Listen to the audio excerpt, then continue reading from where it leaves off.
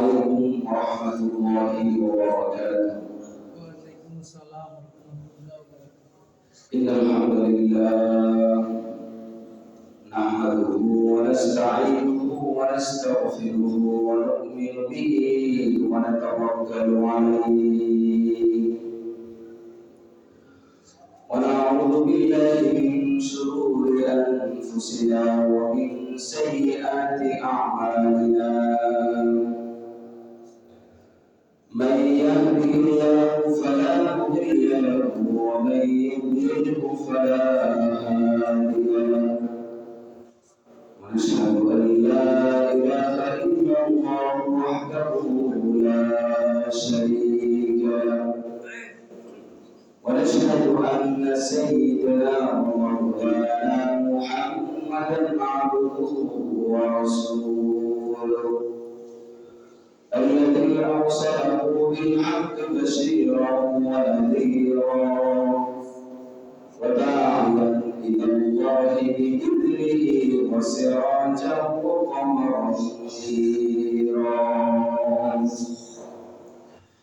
أما بعد فقد قال الله سبحانه وتعالى في كلامه المجيد والفرقان الحميد: أعوذ بالله من الشيطان الرجيم. بسم الله الرحمن الرحيم.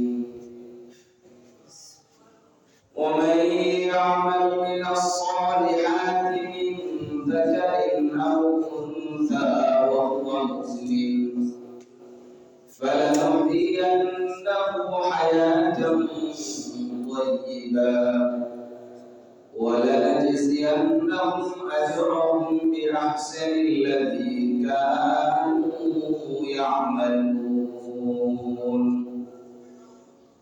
وقال النبي صلى الله عليه وسلم: بادروا بالأعمال فتنا كقطع الليل المظلم يصبح الرجل مؤمنا ويمسي كافرا ويمسي مؤمنا ويصبح كافرا يبيع دينه بعرض من الدنيا أو كما قال عليه الصلاة والسلام. সকলেই ভক্তি সহকারে সাইয়্যিদুল মুরসালিন রাহমাতাল লিল আলামিন সাইয়্যিদুনা মুহাম্মদুর রাসূলুল্লাহ সাল্লাল্লাহু আলাইহি ওয়াসাল্লামের শানে দুরূদ পাঠ করি। আল্লাহুম্মা সাল্লি আলা মুহাম্মাদিন ওয়া আলা আলি মুহাম্মাদ কামা সাল্লাইতা আলা ইব্রাহিম ওয়া আলা আলি ইব্রাহিম ইন্নাকা হামিদুম মাজিদ।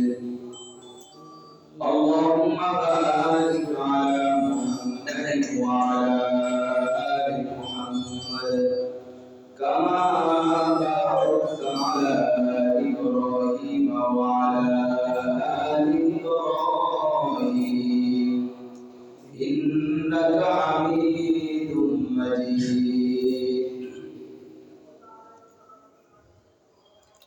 উপস্থিত সম্মানিত মুসল্লিয়ান কিরাম, আল্লাহ জাল্লা জালালুহু ওয়া আম্মা নাওয়ালুহুর দরবারে অসংখ্য অগণিত শুকরিয়া আদায় করছি, যিনি আমাদেরকে এই ফিতনা ফাসাদের জমানায় দুনিয়ার সমস্ত কাজ কর্ম থেকে ফারেক করে আল্লাহ রাব্বুল আলামিন সালাতুল জুমা আদায় করার উদ্দেশ্যে দুনিয়ার সর্বশ্রেষ্ঠ স্থান মসজিদে আসার তৌফিক দান করেছেন।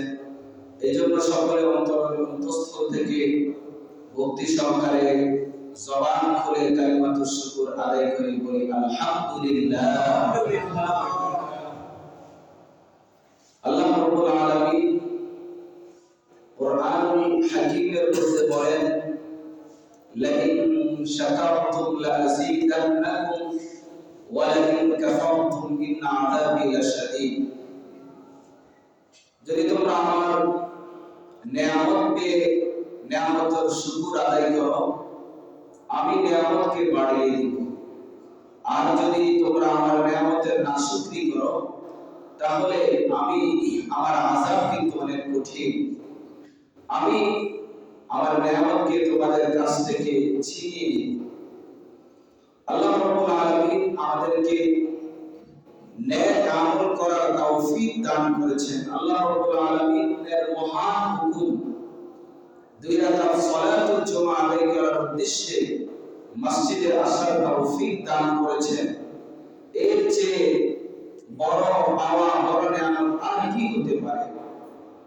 আমার চেয়ে, আপনার চেয়ে অনেক দৈহিক দিক থেকে, শক্তির দিক থেকে, মেধার দিক থেকে, অর্থ সম্পদের দিক থেকে অনেক মানুষ রয়েছে যাদেরকে আল্লাহ রাব্বুল আলামিন মসজিদে আসার তৌফিক দিচ্ছেন না, বা তারা মসজিদে আসার জন্য চেষ্টা করে না। আর আল্লাহ রাব্বুল আলামিন আমাদেরকে প্রতিনিয়ত প্রতি জুমাতেই সালাতুল জুমআ আদায় করার উদ্দেশ্যে মসজিদে আসার তৌফিক দান করতেছেন। এটা মহান রব্বুল আলামিনের ইহসান, করম, দয়া, অনুগ্রহ ছাড়া আর কিছু নয়।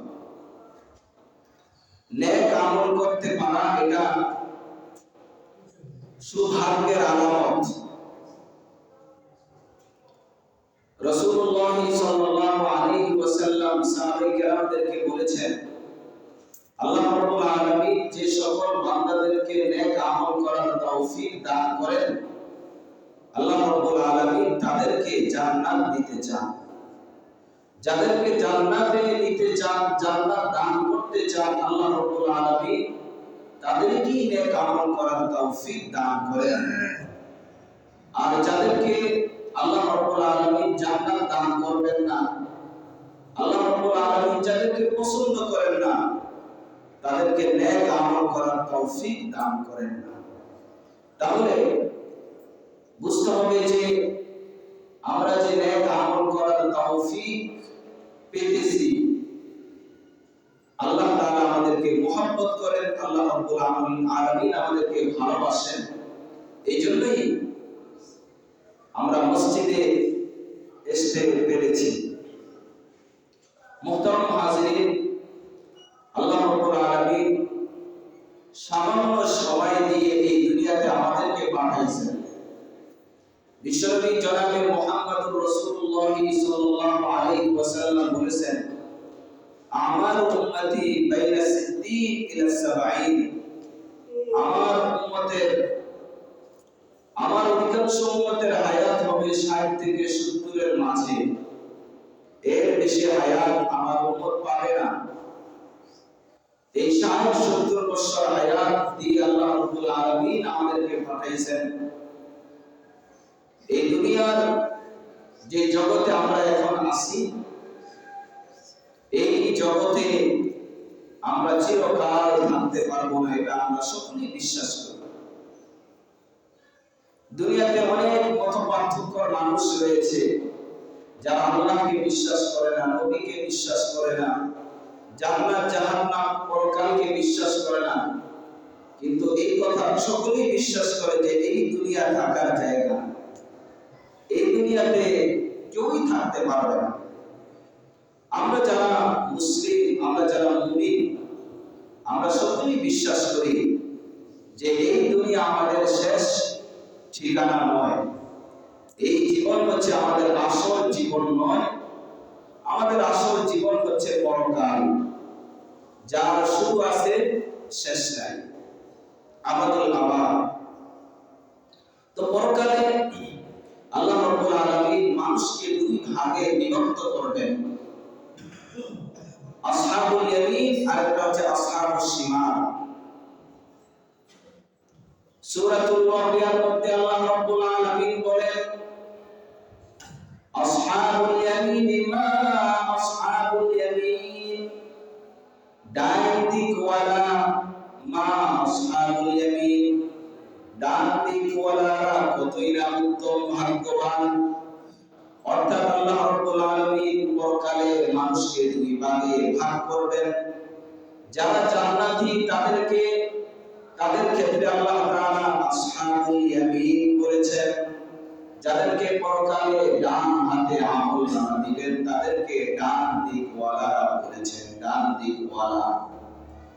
এরপর আল্লাহ বলেন আসহাবুশ শিমাল মা আসহাবুশ শিমাল, বাম দিকওয়ালারা কতই না হতভাগা যারা বাম দিকওয়ালারা হবে, যারা জাহান্নামী হবে। পরকালে আল্লাহ তাআলা তাদের আমলনামা বাম হাতে দিবেন। এই জন্য তাদেরকে কোরআনের ভাষায় তাদেরকে আসহাবুশ শিমাল বলা হয়েছে, বাম দিকওয়ালা। তো আল্লাহ রাব্বুল আলামিন পরকালে মানুষকে দুই ভাগে ভাগ করবেন, একটা হচ্ছে ডান দিকওয়ালা আর একটা হচ্ছে বাম দিকওয়ালা।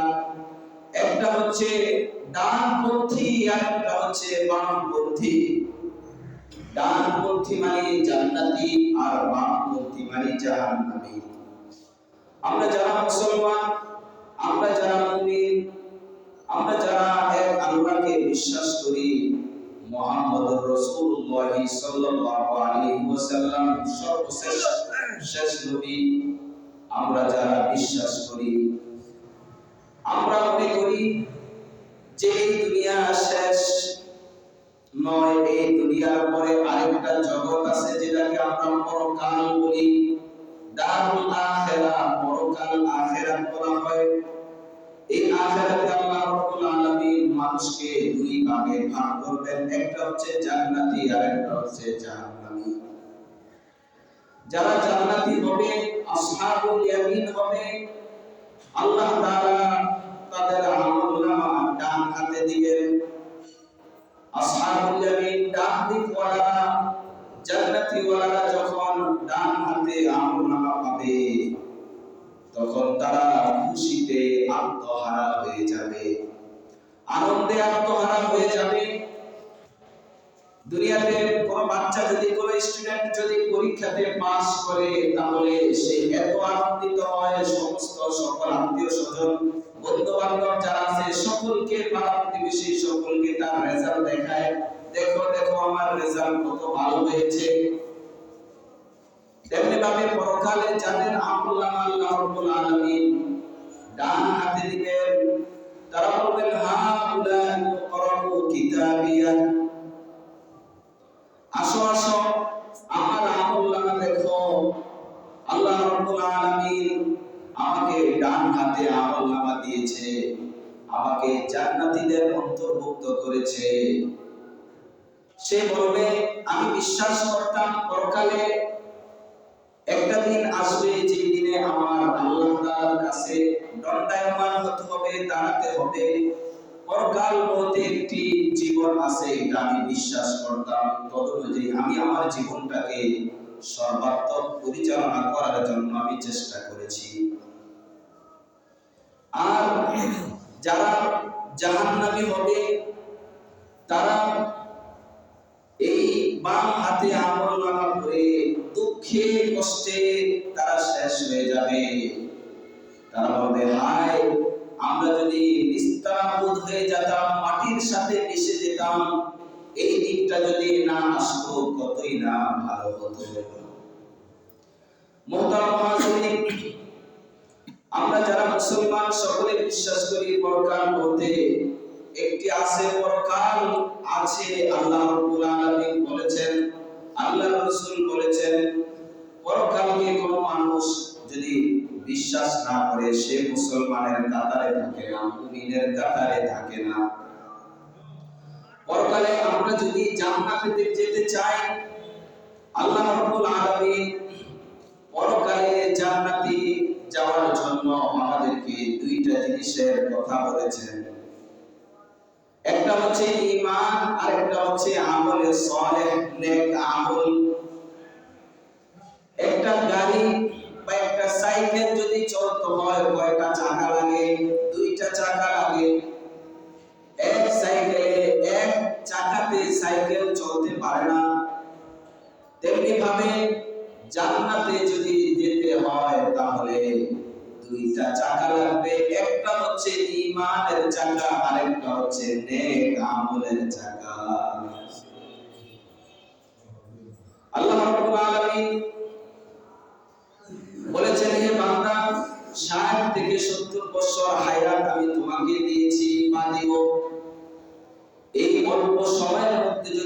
আমার কাছে দুইটা জিনিস নিয়ে আসতে পারো, একটা হচ্ছে ঈমান আর একটা হচ্ছে নেক আমল, আমলে সালেহ, তাহলে আমি তোমাকে এমন সুখময় জীবন দান করব, এমন শান্তিময় জীবন দান করব যেটা তুমি কখনো কল্পনাও করনি। এমন জান্নাত দান করব মা লা আইনুন রাআত, যে জান্নাতকে কোন চক্ষু দেখেনি, ওয়ালা উযুনুন সামিআত, এবং কোন কান এই ব্যাপারে শুনেনি, ওয়ালা খাতারা আলা কলবি বাশার, জান্নাতের এমন জান্নাত দান করব যে জান্নাতের সৌন্দর্য আর নাজ নেয়ামত সম্পর্কে কারো অন্তরের মধ্যে অতিবাহিত হয়নি।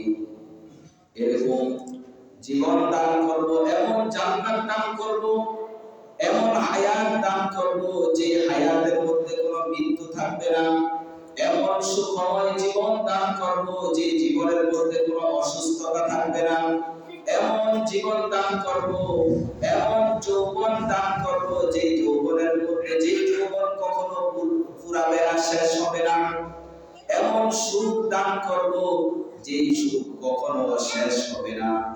আল্লাহ রাব্বুল আলামিন বলেন, ইন্নাল্লাযীনা আমানু ওয়া আমিলুস সালিহাত, নিশ্চয়ই যারা ঈমান এনেছে, ওয়া আমিলুস সালিহাত, এবং নেক আমল করেছে, কানাত লাহুম জান্নাতুল ফিরদাউসি নুজুলা, আমি তাদের জন্য, তাদের আপ্যায়নের জন্য জান্নাতুল ফিরদাউস রেখেছি, জান্নাতের উদ্যান সহ তাদের জন্য রেখেছি।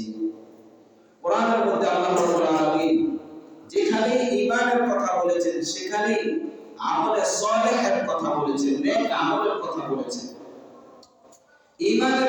ঈমানের সম্পর্ক হচ্ছে বিশ্বাসের সাথে, কলমের সাথে। আমরা সকলেই বিশ্বাস করি আল্লাহ তাআলা এক। আমাদের রাসূল মুহাম্মদুর রাসূলুল্লাহ সাল্লাল্লাহু আলাইহি ওয়াসাল্লাম তিনি সত্যিকার নবী, সত্য নবী, সর্বশেষ নবী। এগুলা সব ঈমানের কথা। ঈমানের পর এরপর হচ্ছে একজন মুমিন যখন আল্লাহকে বিশ্বাস করবে, রাসূলকে বিশ্বাস করবে, পরকালকে বিশ্বাস করবে, জান্নাত জাহান্নামকে বিশ্বাস করবে, একজন মুমিন মৌখিকভাবে যখন ঈমান আনবে, ঈমান আনার পর এখন প্র্যাকটিক্যালি বাস্তবিক তার কিছু কাজ কর্ম রয়েছে, তার কিছু দায়িত্ব রয়েছে। এই দায়িত্ব হচ্ছে আমলে সালেহ, নেক আমল। ওলামায়ে কেরাম আমলে সালেহের ব্যাখ্যা করেছেন, বিশ্লেষণ করেছেন। প্রতিটা কাজ এমন কাজ করা যে কাজ করার দ্বারা আল্লাহ তাআলা সন্তুষ্ট হন। আমলে সালেহ বলা হয় এমন কাজ করা যে কাজ করার দ্বারা আল্লাহ রাব্বুল আলামিন খুশি হন, সন্তুষ্ট হন, এমন কাজ থেকে বিরত থাকা যে কাজ করলে আল্লাহ তাআলা অসন্তুষ্ট হন, আল্লাহর রাসূল অসন্তুষ্ট হন, এইগুলাকে আমলে সালেহ বলা হয়। একজন মুমিন সবসময় লক্ষ্য রাখতে হবে, আমাকে তো আমার প্রভু দেখতেছেন, আমার মালিক দেখতেছেন, আমার মালিক তো এই দুনিয়াতে আমাকে পরীক্ষার জন্য পাঠিয়েছেন। আল্লাযী খালাকাল মাউতা ওয়াল হায়াতা লিয়াবলুয়াকুম, আমি তোমাদেরকে মৃত্যু দান করেছি, হায়াত দান করেছি, জীবন দান করেছি। লিয়াবলুয়াকুম, আমি তোমাদেরকে পরীক্ষা করার জন্য এই জীবনটা দান করেছি, দুনিয়াতে পাঠাইছি পরীক্ষা করার জন্য। আল্লাহ রাব্বুল আলামিন সূরাতুল বাকারার মধ্যে বলেছেন, রূহ জগতের মধ্যে সমস্ত রূহকে সামনে নিয়ে আল্লাহ তাআলা যখন বলেছেন, আলাস্তু বিরাব্বিকুম, আমি তোমাদের রব নই? ক্বালু বালা, সকল রূহ এক বাক্যে বলেছে, কেন নয়, অবশ্যই আপনি আমাদের রব। আমরা সকলে রূহ জগতে আল্লাহকে রব বলে স্বীকার করেছি। এর অর্থই হচ্ছে, হে আল্লাহ, আপনি আমাদেরকে যেই হুকুমই দিবেন না কেন আমরা সেই হুকুমই পালন করতে আমরা প্রস্তুত হয়ে যাব। আমরা মনে করি ঈমান আনার অর্থ হলো শুধু মুখে স্বীকার করা, কাজে কর্মে ঈমানের যে কাজগুলো আছে, ঈমান যে সকল জিনিস তাকাজা করে চায়, ওইগুলা আমরা করি না। অথচ একজন ঈমান আনার অর্থই, আল্লাহকে এক মানার অর্থই হচ্ছে, আল্লাহ আমি আপনাকে এক বলে স্বীকার করি, এর অর্থই হচ্ছে আল্লাহ আমার এই জীবনে, দুনিয়ার জীবনে আমার উপরে আপনি যে সকল আহকাম বিধিবিধান দিবেন, সমস্ত আহকাম এবং বিধিবিধানগুলো আমি মাথা নিচু করে আমি মেনে নিব। এখানে আমার কোনো প্রশ্ন থাকবে না, আমার কোনো যুক্তি থাকবে না, আমার বুঝে আসুক বা বুঝে না আসুক। তো মুহতারাম হাজিরিন, আমি যে কথাটা বলতেছিলাম যে পরকালে মানুষের, এই দুনিয়াতে তো মানুষ যারা নেককার বদকার সকলেই একসাথে থাকে। যে ভালো মানুষ, নেককার মানুষ সমাজে ঘরে বাড়িতে যেমন একসাথে চলাফেরা করে, একসাথে থাকে। একজন মানুষ 5 ওয়াক্ত নামাজি, দিনদার, মুত্তাকি, পরহেজগার, কারো হক মেরে খায় না, আল্লাহর হকও নষ্ট করে না, বান্দার হকও নষ্ট করে না, কাউকে কষ্ট দেয় না, সে যেমন সমাজে বসবাস করে, তেমনি ভাবে একজন বদকার, একজন চোর, একজন ডাকাত, একজন মাস্তান, একজন খারাপ ব্যক্তি, একজন নেশাখোর, একজন জুয়াখোর, সেও সমাজে থাকে। তাকেও মানুষ সাধারণত সমাজ থেকে বের করে দেয় না, সেও এই দুনিয়াতে একই সাথে বসবাস করে। কিন্তু পরকালটা, কিয়ামত যখন কায়েম হবে, তখন এই অবস্থাটা হবে না। আল্লাহ রাব্বুল আলামিন বলেন, ওয়ামতাজুল ইয়াওমা আইয়ুহাল মুজরিমুন। দুনিয়াতে তো ভালো মানুষ, খারাপ মানুষ, কাফের, বেঈমান, মুসলিম, অমুসলিম, আস্তিক, নাস্তিক সকলেই তো একসাথে ছিলাম। কিন্তু আজকের দিন ওয়ামতাজুল ইয়াওমা আইয়ুহাল মুজরিমুন, আজকে যারা অপরাধী, যারা আমার নাফরমান ছিলাম, আজকে নেককারদের থেকে পৃথক হয়ে যাও। বলেন নাউজুবিল্লাহ।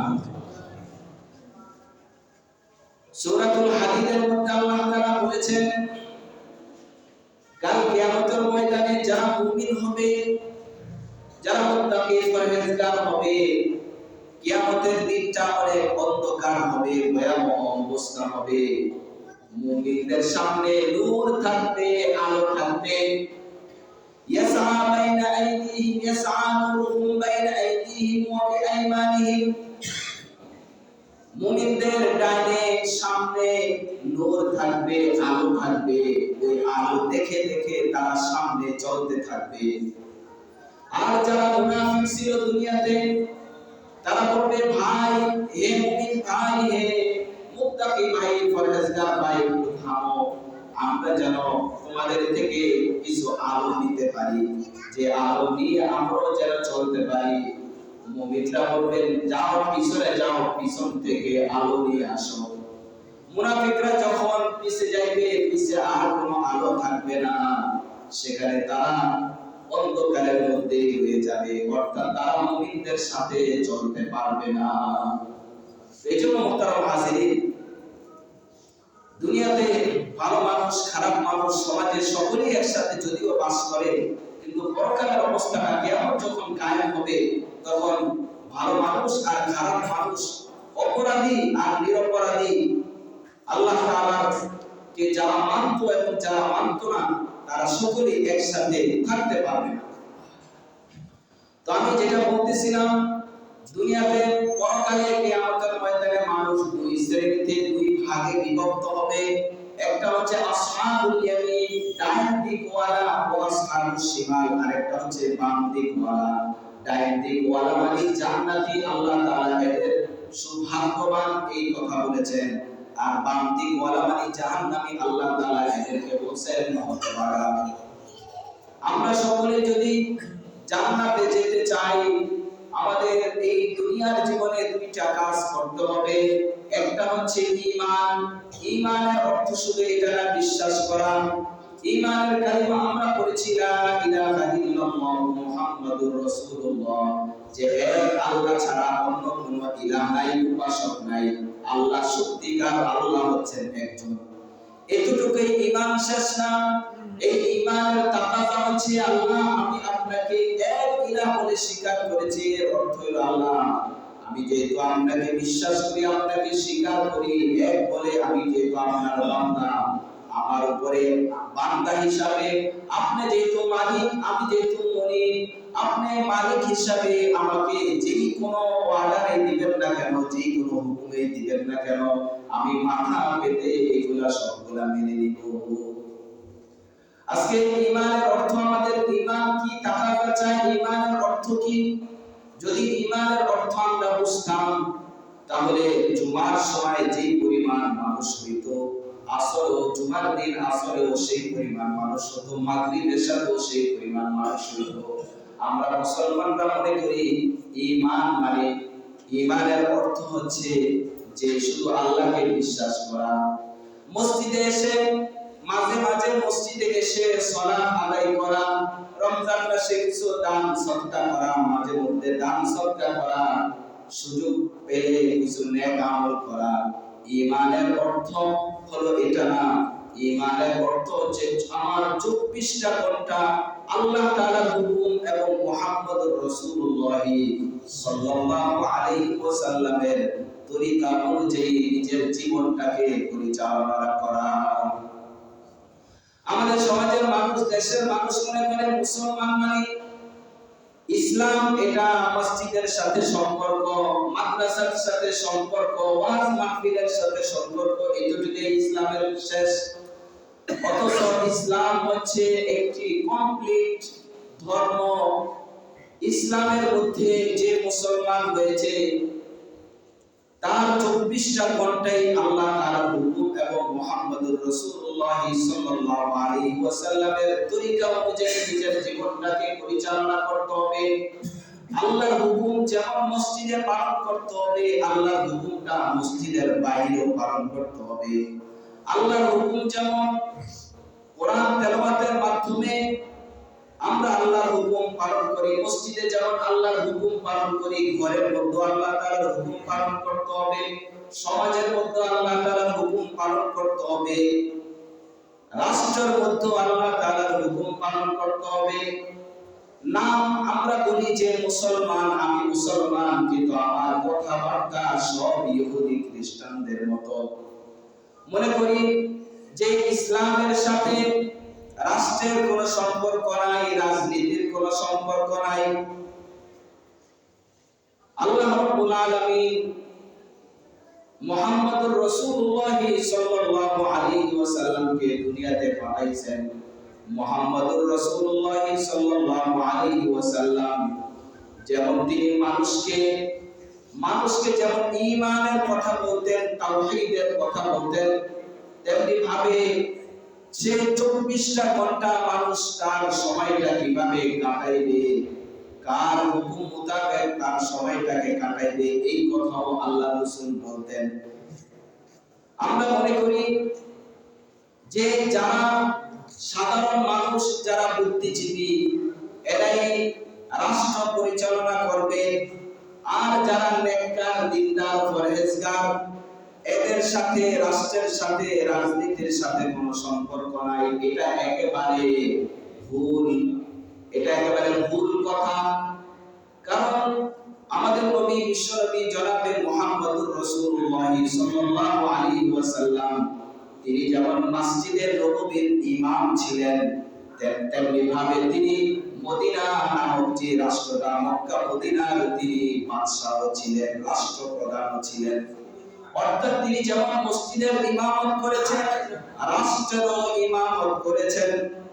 শুধু আল্লাহর রাসূল রাষ্ট্র দায়িত্ব পালন করেন নাই, আল্লাহর রাসূলের পর তার বড় বড় যে সাহাবায়ে কেরাম ছিলেন, আবু বকর, ওমর, ওসমান, আলী, হযরত মুয়াবিয়া, এরপর হাসান, হুসাইন, একের পর সাহাবা এবং তাবেঈন, তারাও রাষ্ট্র পরিচালনা করছে।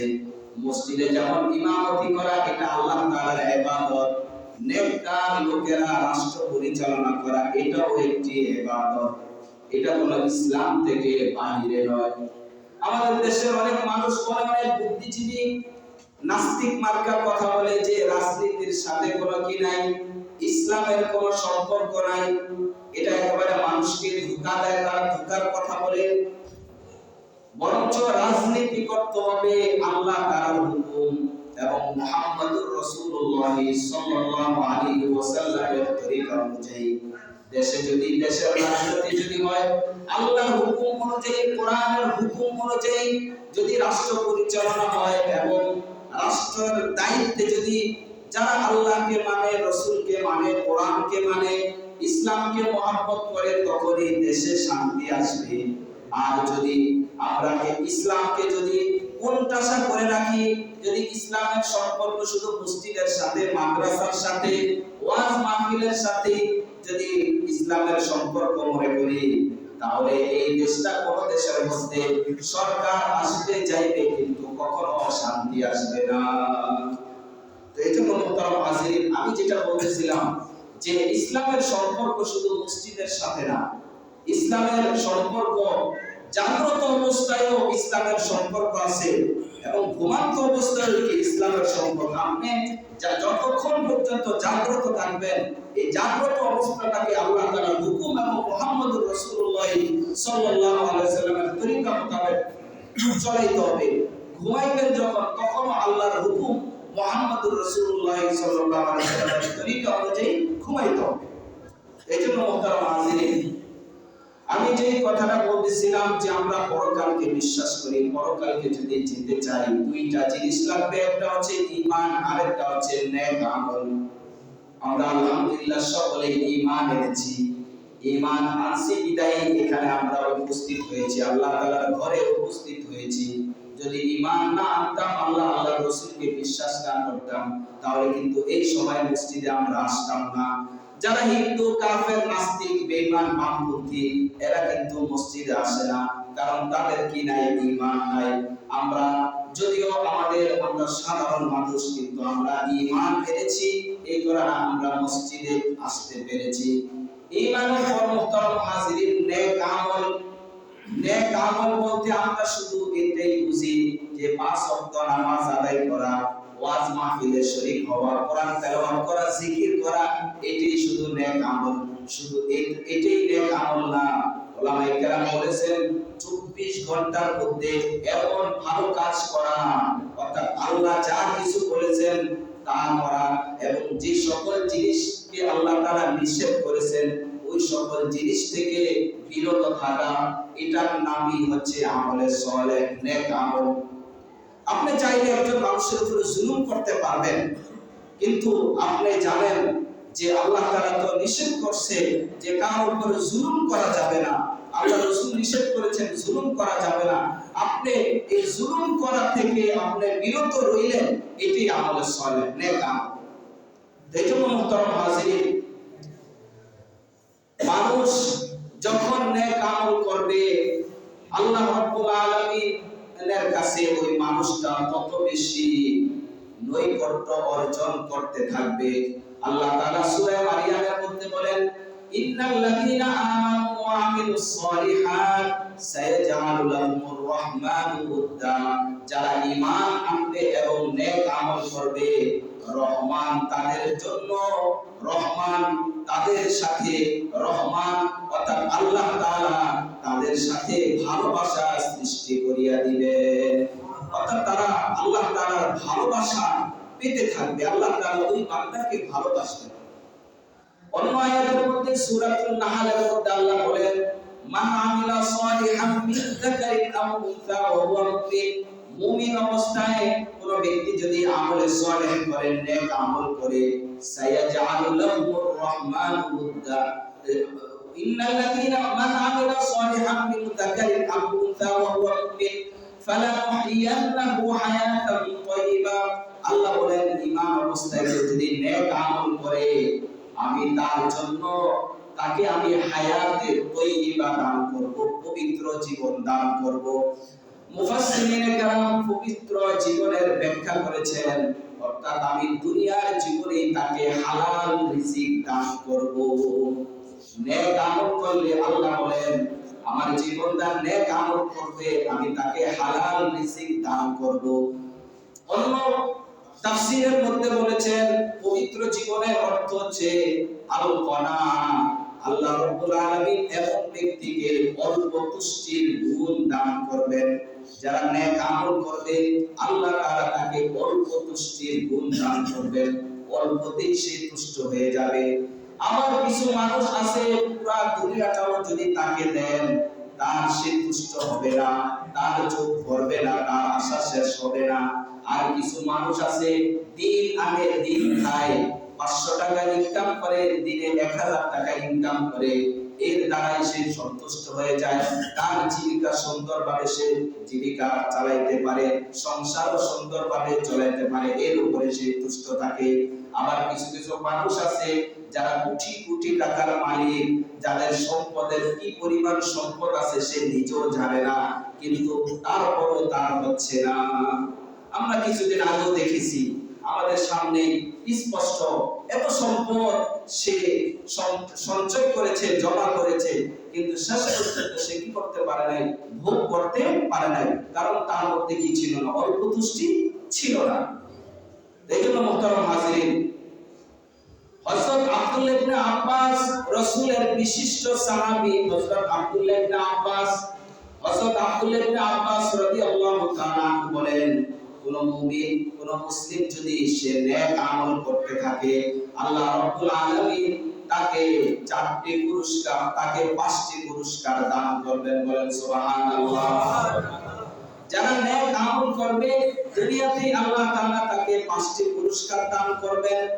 1 নম্বর আব্দুল্লাহ ইবনে আব্বাস বলেন, জিয়াআন ফিল ওয়াজহি, যারা নেক আমল করবে আল্লাহ তাআলা তাদের চেহারার মধ্যে নূর দান করবে।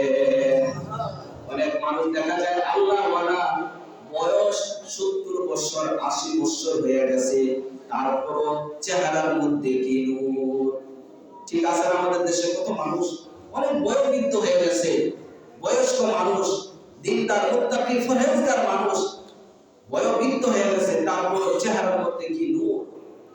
হযরত আনোয়ার শাহ কাশমিরী রাহমাতুল্লাহ আলাইহি অনেক বড় মুহাদ্দিস ছিলেন। তিনি ভারতবর্ষে একবার তিনি যখন কাশ্মীরে যান, কিছু হিন্দু ওনার চেহারা দেখে মুসলমান হয়ে গেছে। ওই হিন্দুদেরকে যখন জিজ্ঞাসা করা হলো, তোমরা কি ইসলামের কি জিনিস, কোন জিনিস দেখে মুসলমান হলা, তারা বলল আনোয়ার শাহ কাশমিরী রাহমাতুল্লাহ আলাইহির চেহারার দিকে, ওনার দিকে ইশারা করে দিলেন যে এরকম সুন্দর চেহারার মানুষটা কখনো মিথ্যাবাদী হতে পারে না। 2 নম্বর, যারা নেক আমল করবে আল্লাহ তাআলা, আল্লাহ আব্দুল্লাহ ইবনে আব্বাস বলেন, ওয়াদিয়াআন ফিল কলবি, আল্লাহ তাআলা তার কলবটাকেও আলোকিত করে দিবেন, নূরে ভরপুর করে দিবেন। 3 নম্বর আব্দুল্লাহ ইবনে আব্বাস বলেন, নেক কাজের, ভালো কাজের, নেক আমলের 3 নম্বর পুরস্কার হচ্ছে ওয়াসাআতান ফির রিজকি, আল্লাহ তাআলা রিজিকের মধ্যে প্রশস্ততা দান করবেন। যারা সত্যিকার অর্থে নেক আমল করবে আল্লাহ তাআলা তাদের রিজিকের মধ্যে প্রশস্ততা দান করবেন। 4 নম্বর আব্দুল্লাহ ইবনে আব্বাস রাদিয়াল্লাহু তাআলা বলেন, যারা নেক আমল করবে আল্লাহ তাআলা তাদের শরীরের মধ্যে শক্তি দান করবেন, শারীরিক শক্তি দান করবেন। দেখবেন যারা বাবা খায়, ইয়াবা খায়, বিভিন্ন নেশা করে, এদের চেহারার কি অবস্থা, চেহারা ফেসকে গেছে, শরীরে এমন, শরীরটা দেখলে এমন মনে হয় যে একটা ঘুষি দিলে 10 হাত দূরে সে চলে যাইবে, বাতাসের সাথে উড়ে যাইবে, এরকম আছে না?